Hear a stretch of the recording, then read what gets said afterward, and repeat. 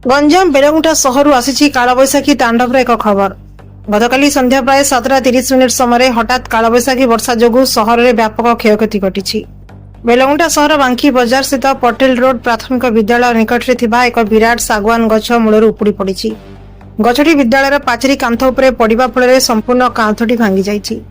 यास निकट में जाइथिबा विद्युत तारगुड़िक मध्य छिंडी ओहଳି रहितबा देखिबाकु मिलिछि। फल समग्र बेलगुंठा अंचल में विद्युत सेवा संपूर्ण विच्छिन्न होइछि।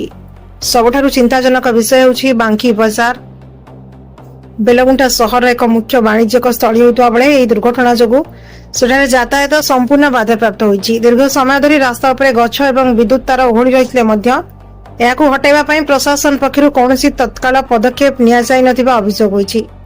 फल स्थानीय व्यवसायी एवं जनसाधारण घोर असंतोष प्रकाश करिसेंति। प्रशासक तुरंत एप्रति दृष्टि दे रास्ता सफा करने सह विद्युत सेवा स्वाभाविक करने को स्थानीय लोके दावी करथिले।